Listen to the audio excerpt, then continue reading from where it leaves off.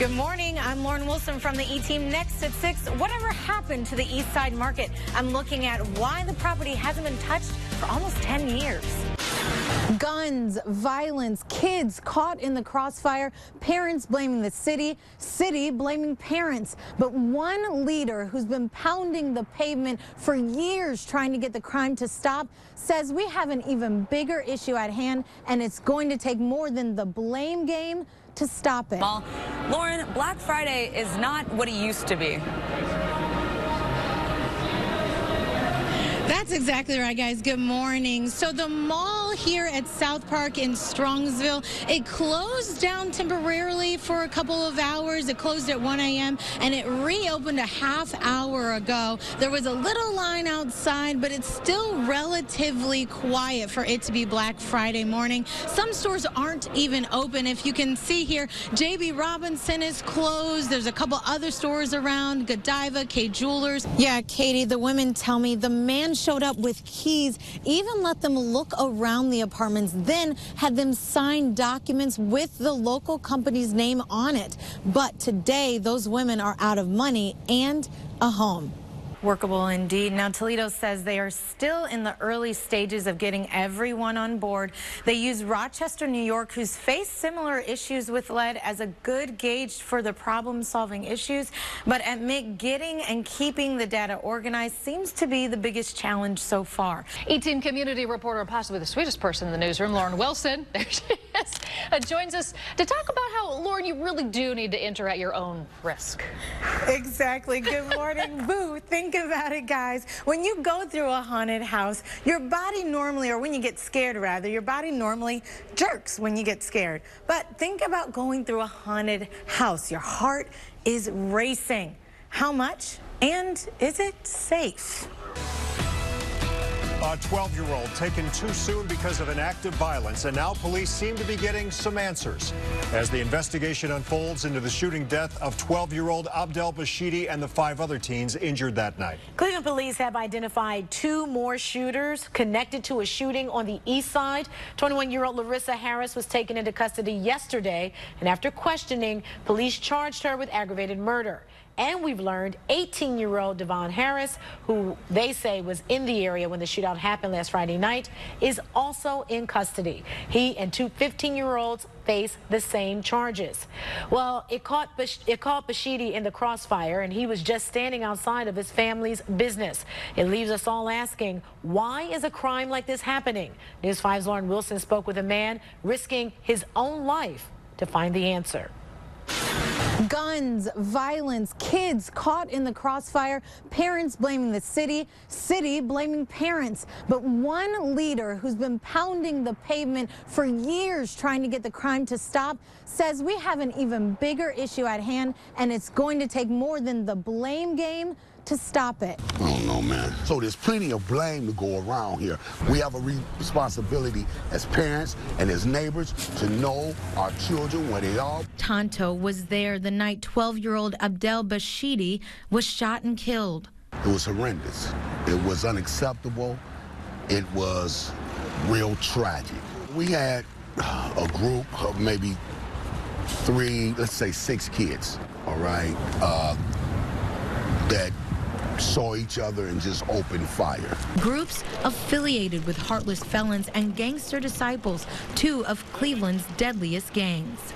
We have brothers out here that are misled and manipulated. Most kids are recruited by the time they're just 13 years old. I knew, I had to say no. Like this 15-year-old, whose identity we're not revealing. Gang members attend school not to learn, but to snatch kids out. Heartless Felons tried it on him last year.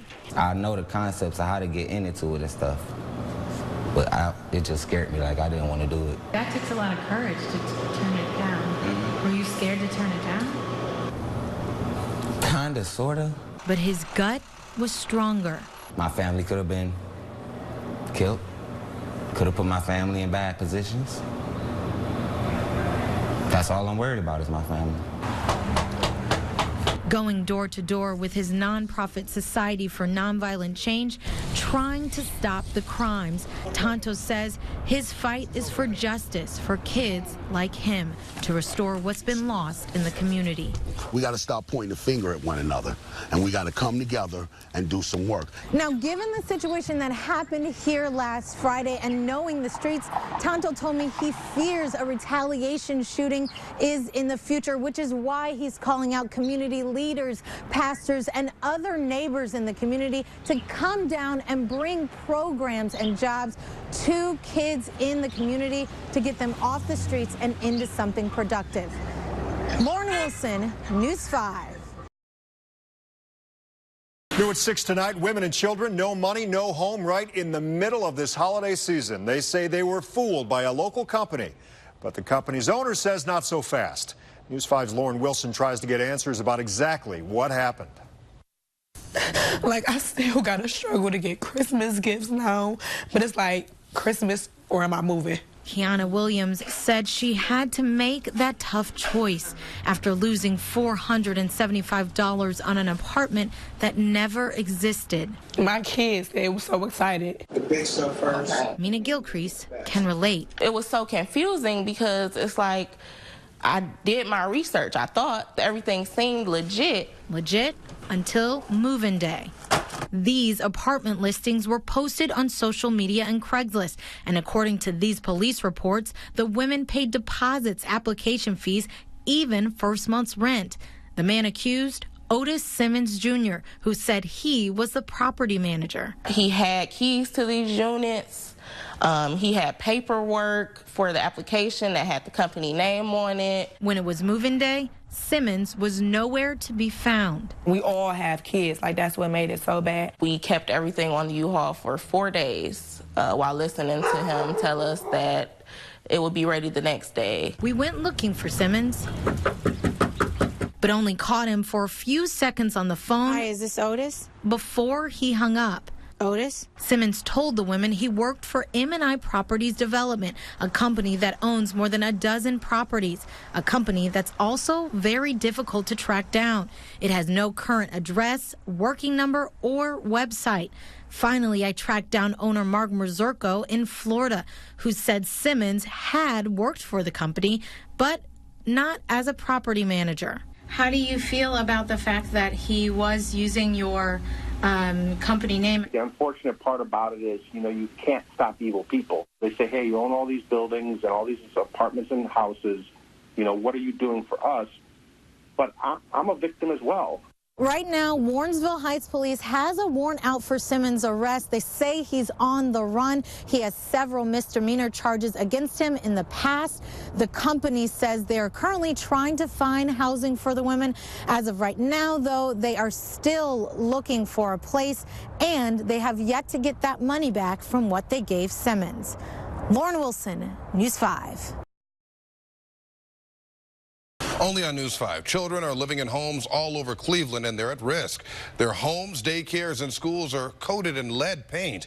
Here in Cleveland, city leaders are looking for solutions, but in Toledo, they're already working one. We sent News 5's Lauren Wilson to Toledo to learn about a new law and whether it works.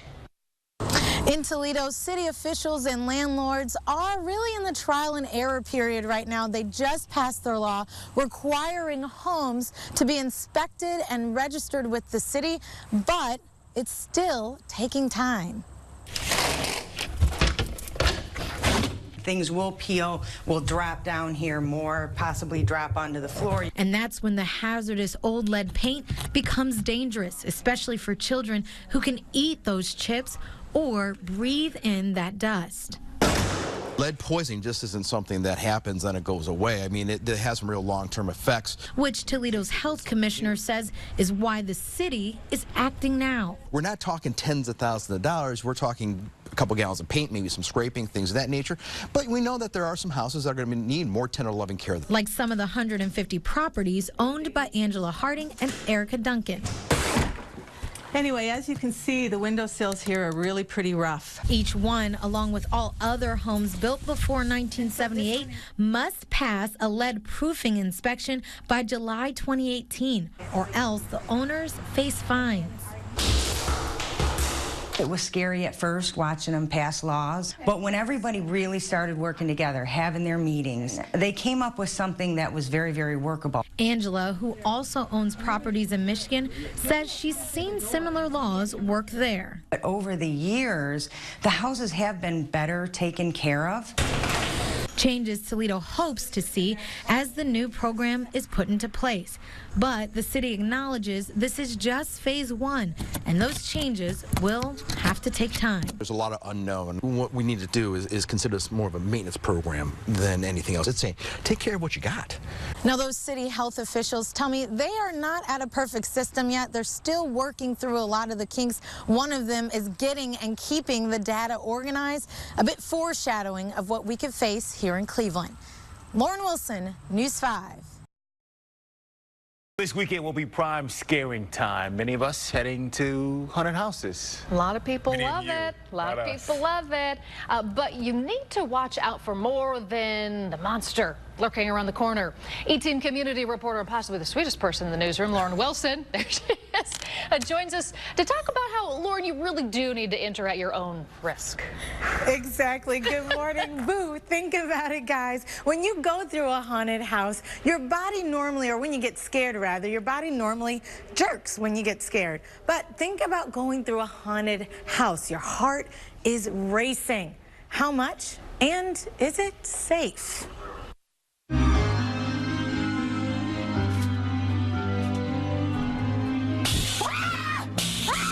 Pause, rewind. Before I got there, I was here. I'm about to have the scariest fright of my life, possibly, in the extreme nightmare haunted house here at Spooky Ranch. My heart rate right now is about average, around 70 to 75 beats per minute. Pretty normal for my age. But once I entered, that changed. We'll be tormented, tortured, and even touched in this house tonight.